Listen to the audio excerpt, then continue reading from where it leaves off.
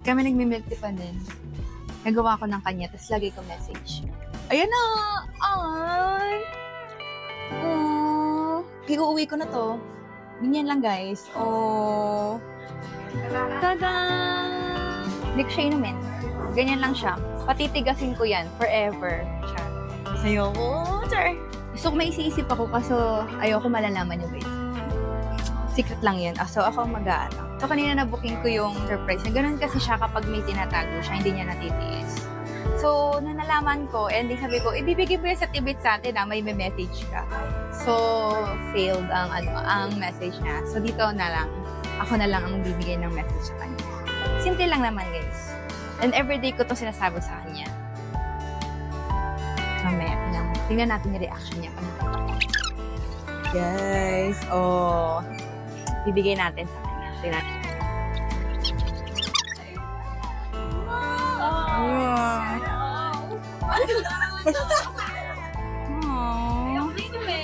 Oo nga, sabi ko patitigasin natin. Diba? Ganun kasi lang, Charles.